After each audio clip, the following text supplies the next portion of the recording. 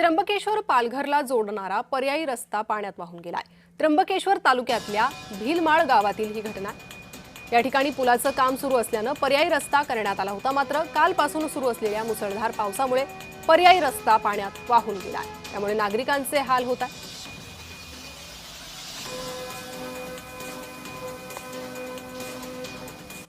कालपासून त्र्यंबकेश्वरमध्ये सुरू असलेल्या संततधार पावसामुळे अनेक जे नद्या आहेत आणि नाल्या आहेत हे दुथडी भरून वाहताना आपल्याला बघायला मिळतोय आणि त्यामुळे अशा पद्धतीने रस्ते हे खचण्याच्या सुद्धा घटना ज्या आहेत ते त्र्यंबकेश्वर परिसरामध्ये घडत आहेत। पैने येथील भीलमाळ परिसरातील हा रस्ता आहे आणि हा रस्ता पूर्णपणे पाण्यात वाहून गेल्याचं दृश्य आपल्याला इथे बघायला मिळतंय। खरं तर हे त्र्यंबकेश्वर आणि पालघरला जोडणारा हा रस्ता आहे।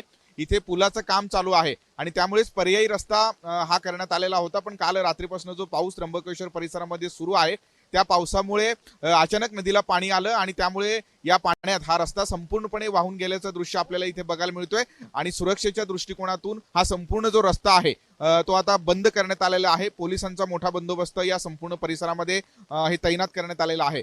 खरं तर कालच नाशिक आणि त्र्यंबकेश्वरमध्ये ढगफुटी सदृश पाऊस होईल अशा पद्धतीचा इशारा जे हवामान खात्याने दिलेला होता आणि त्या अनुषंगाने काल रात्रीपासून त्र्यंबकेश्वर परिसरामध्ये एकूणच संततधार पाऊस हे सुरू आहे आणि त्यामुळे अनेक जे नद्या आहेत ते दुथडी भरून वाहताना आपल्याला बघायला मिळतोय। पैने येथील हा रस्ता आहे।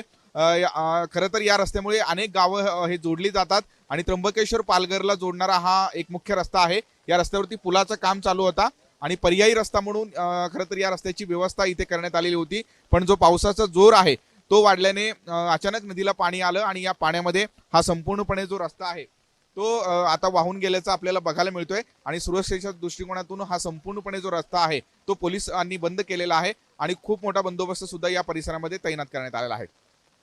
किरण गोटू, जय महाराष्ट्र न्यूज, नाशिक।